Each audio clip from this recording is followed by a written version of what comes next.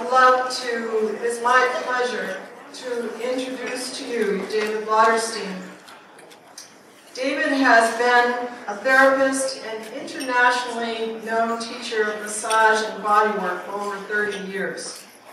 He's the author of the Deep Massage book and the author of Putting the Soul Back in the Body, as well as the composer of the music CD Roots and Branches.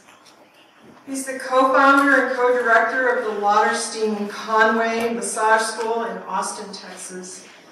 And for years, he has been a very prominent spokesperson in our field for the necessary unity of art and science, body and soul in massage therapy. I found a quote by Thomas More called Care of the Soul that he wrote, "When the soul is involved, work is not carried out by the ego alone. It arises from a deeper place and therefore is not deprived of passion, spontaneity, and grace." David embodies soul in his work, in his music, and in his life. I give you David Lauterstein.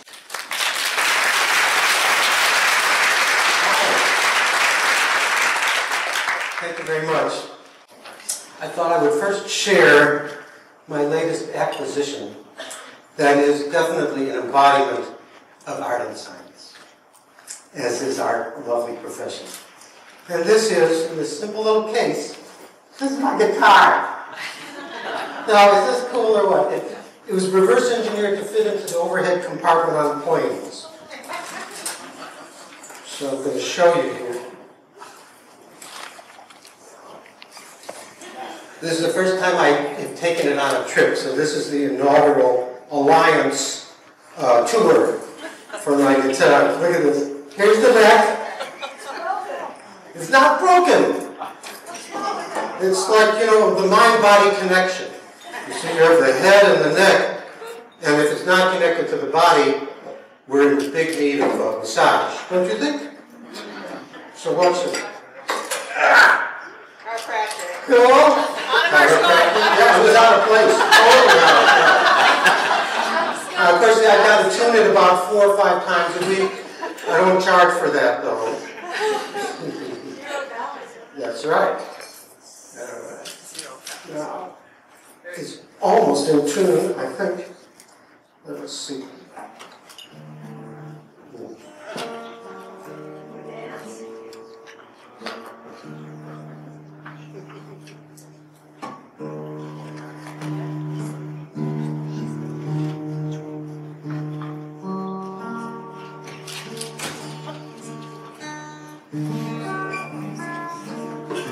How's it sound?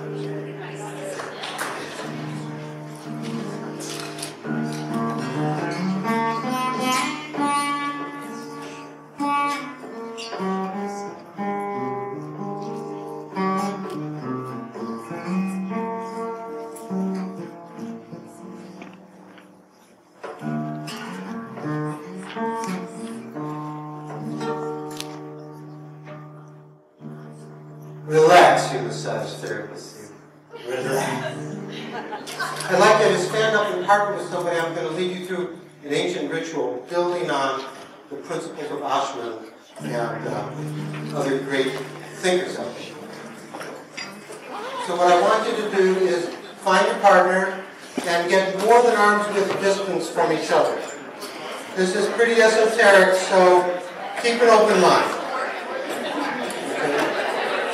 Now, what you need to do is go down, bending your knees, just like a Qigong exercise. Yep, thanks. Up and down. Inhaling as you come up, exhaling as you go down. Do that 3 times. And again, bring your awareness deep into your body, into yourself, and up. One more time. And now, I'd like you to walk toward each other. And you're not going to touch arms. You're going to let each of your arms extend beyond the person's body. So walk toward them slowly. Touch the fronts of your bodies together. Take your arms and place them on the person's back. Yeah. Yes, you massage.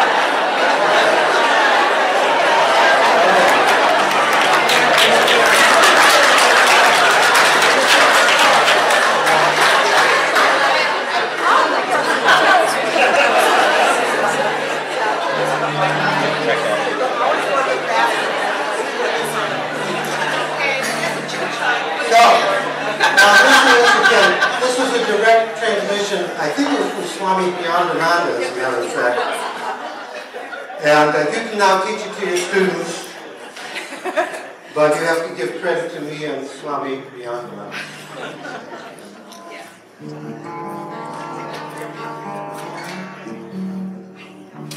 Now you're sitting, just take a moment to close your eyes, again relax. Here we are at a massage conference. If we don't take the opportunity to really go inside and get personal benefit from it, that would be a missed opportunity. What a bunch of incredible people are gathered in this room.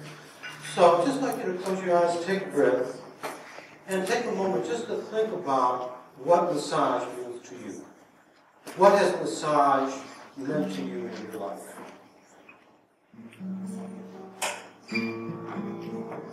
How has it made your life different? How has it enabled you to make the lives different of those around you, your students, your colleagues, family members? And take that awareness of the feeling, real deep feeling. Obviously, most of us have devoted a large chunk of our lives to massage. That's a big thing. Take that feeling and allow yourself to feel it even more deeply. See how good it feels to feel really good. See how good it feels to really get in touch with that massage represents for you. And take a moment also just to acknowledge yourself for your devotion, for your hard work, for the both suffering and the extreme pleasures that have come from teaching, from doing massage, from learning, running schools. Just really take a moment to acknowledge yourself for your devotion. And you can open your eyes. It's good to know, isn't it? It's good to take some moments to acknowledge ourselves frequently. So I've been involved with massage for about 40 years. And in a great sense, it's been my life work. I'm sure for many of you it's been the same thing. It means the whole world to me. And it means the whole world to you. And in some respects, this is what we're looking at is, this world of massage and the way in which massage touches the world. This is our destiny. This is what we've devoted our lives to. We want to devote our lives to the highest possibilities, naturally. So I think I'm like you. I remember a song by Keb Mo, maybe somebody like Keb Mo, Under My Skin. I'm just like you.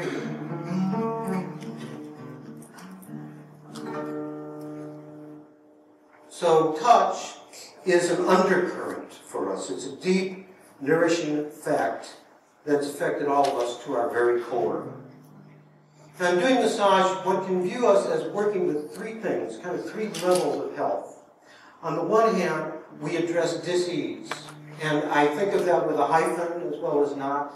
Namely that, so often clients, they have to have back pain to come see us. Oftentimes it's their excuse. So I'm always celebrating. You have back pain? Oh, great! You're going to come and see me, aren't you? So oftentimes the dis-ease is their excuse. But of course, we address and we affect so much more than the disease because the person walks out and they don't say what one might say coming out of a doctor's office, this is great, I don't feel sick anymore. And that's the goal of a lot of disease treatment, to get from sick to unsick. However, on my tombstone, I don't want to say, he was unsick. I want to hear, he was really well. We all want that. So getting from sick to normal is one thing, and getting from normal to being truly healthy is yet another thing.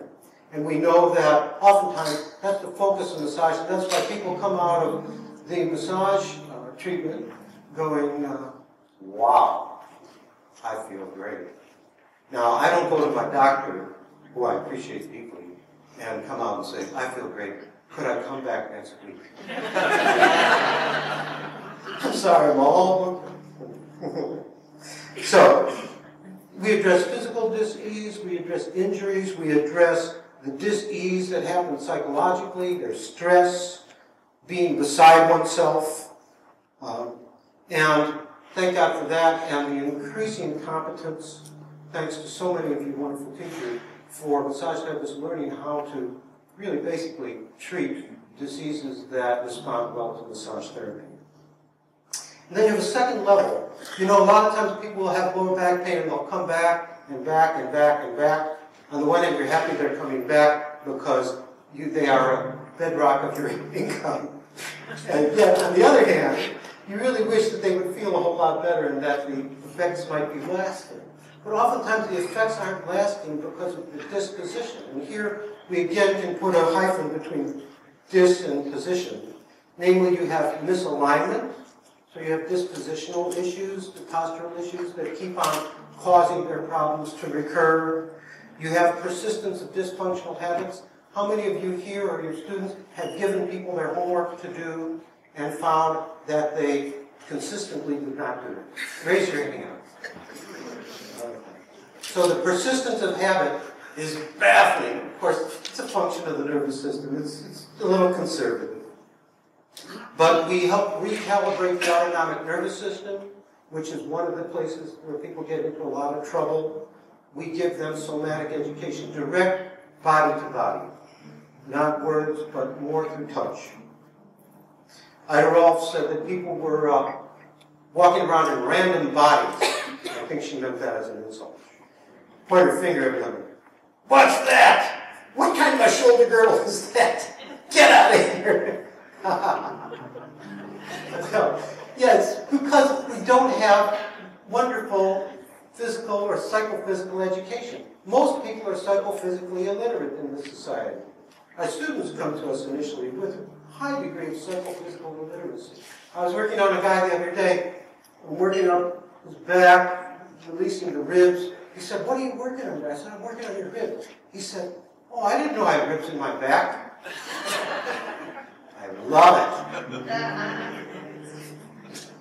So persistent dis-ease points us to dispositional challenges, and advanced body work can help enormously with these. Finally, we come to the third level of health. This is the level of destiny. I want to see my clients fulfill themselves. I want to see myself contributing to them, becoming the highest, most functional body-mind being that they can possibly be. And I know it made an enormous difference for me in my life. It's helped me fulfill my destiny and help you fulfill yours. So think of your students, think of your clients. What are your highest hopes for them? What are your students' dreams? What do they come to you with those little expressions on their face? "Oh, I hear massage is really good." You're here in school. Have you ever had a massage? "No, but I hear it's really good." What do they want? What's more precious than our dreams? What is more precious than our dreams? Other than our actual realization of them. Of our fulfillment in work and life is what we all want. We want life, liberty, and the pursuit of happiness. It's in the Constitution. And as much as disease and disposition grab our attention again and again, we can't afford to lose sight of the ultimate goals of health. These highest goals that our students are manifesting, ultimately, we want to see them fulfill their human potential. And it's no accident that modern massage, coming from the 60s on, was rooted in the human potential movement. There's a funny term. People say, "Oh yeah, I've heard of the human potential movement." Tell me, when did human potential stop being something people should be concerned about? This was a mass movement that admittedly did explode, and a lot of it was due to the Esalen Institute and the other innovations in American massage. It's part of what Aldous Huxley called the nonverbal humanities. Esalen was founded for the study of the nonverbal humanities. It's important for us to realize that touch is and was at the very core of the nonverbal humanities. Human potential never goes out of fashion. People just sometimes lose sight of their higher goals. We all get busy, losing sight sometimes. Human potential is not a movement, it's an evolutionary obligation we have as human beings. We are the only animal that can self-evolve in one lifetime. It's incredible to realize that. How many other animals, how many eons of evolution it takes for major changes to take place. And yet for each of us, probably the step where we took into massage was an evolutionary step that you decided to take. And as a result of starting massage, my life has fundamentally changed as a result of what I learned in massage school. So how can the study and practice of massage contribute to humankind? Again, that needs a hyphen there. Humankind. How to be human, how to be kind. Make no mistake. We as therapists, as a community, have our dis-ease. We have conflicts. We have political conflicts. We have legislative conflicts. We have philosophical conflicts sometimes. Sometimes we'll operate at cross purposes to one another. Sometimes the accrediting agencies will say one thing and the students will call for something else.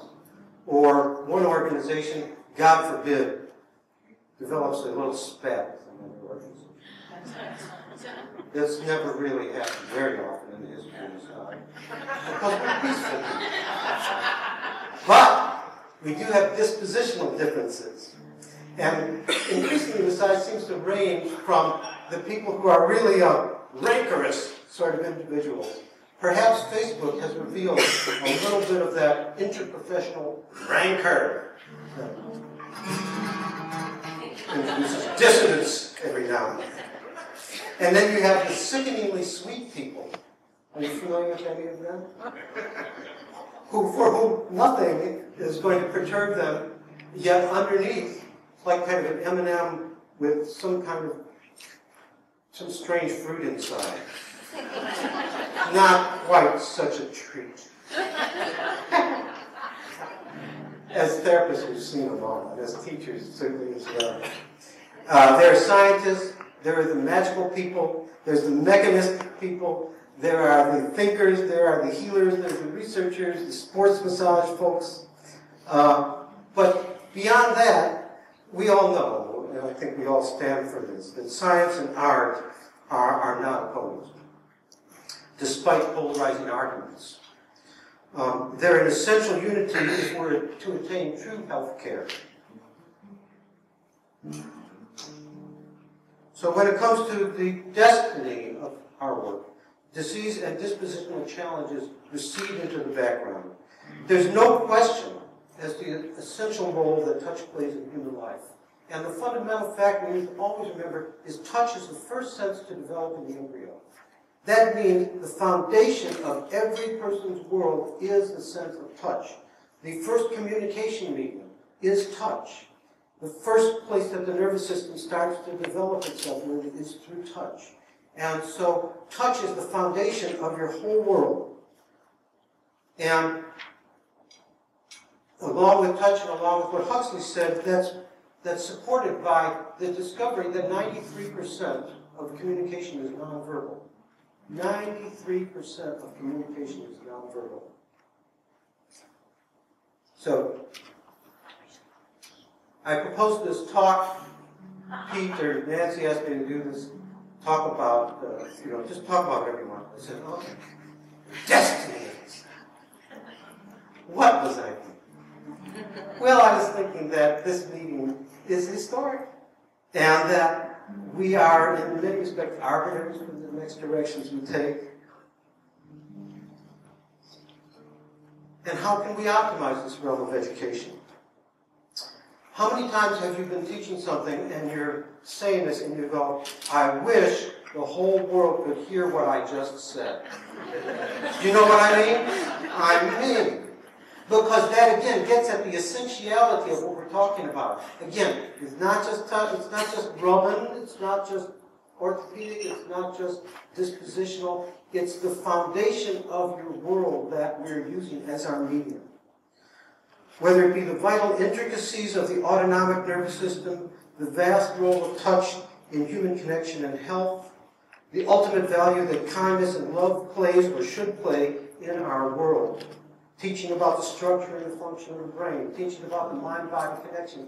Everybody ought to know about it. And this world is in danger. It's in danger of the lessons of touch being ignored. It's lovely for us to have our new age desires and hopes about what's going to happen, but we know there is horrible violence going on in the world these days. The income inequalities between nations and peoples is stunning. The sexism, the racism that we see, the diseases that run rampant amongst poor people and poorer nations, the devastation of our environment, not to mention Donald Trump.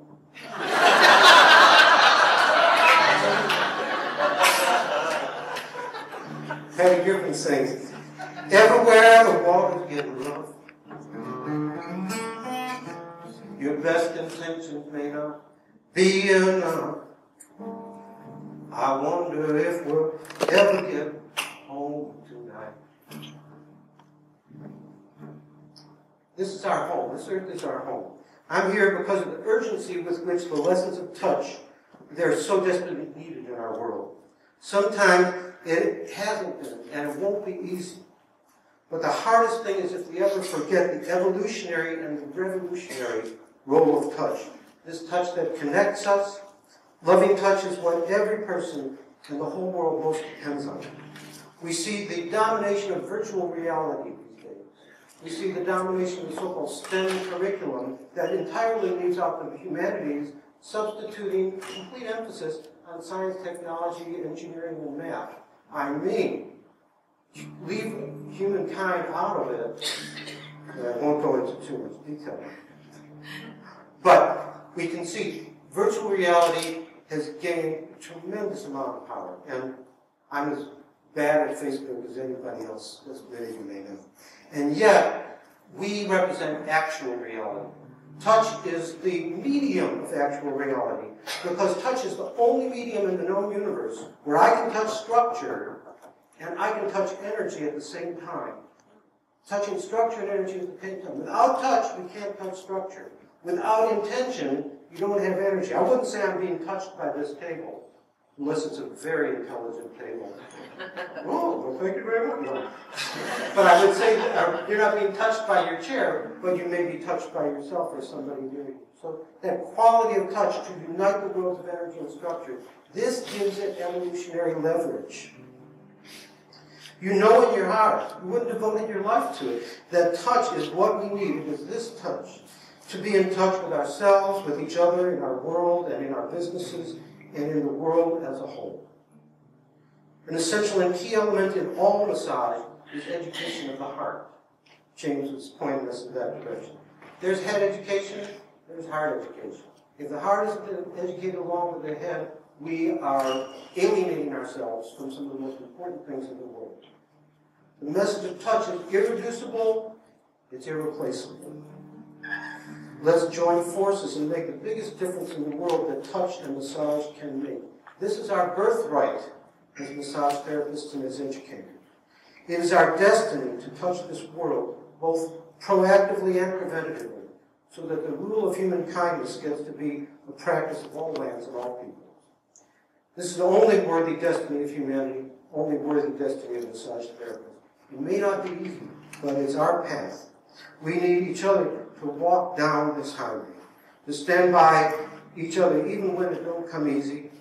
To settle for less than the triumph of kindness is to abandon what makes us human. This isn't new age. This is common sense. Human destiny at its best is to succeed at individual and collective evolution to make the world a better place for all of us. We're walking down this highway. Is it a highway of despair or one of celebration and activation of our ability to consciously evolve? We need to fulfill this destiny, ultimately the necessity of peace on earth, the possibility that humans can make this world truly a better place. It starts to get simple, even if it seems like an unattainable goal sometimes. It must be our destiny to let touch teach us what we need to go to get there, to that place where humanity can genuinely say, job well done. May we touch our students with the wisdom of touch, and through our students, our clients, our union in the nonverbal humanities and in the sciences, so that our whole world, we can all get there together. When you break down, I'll drive out and find you. If you forget my love, I'll try to remind you.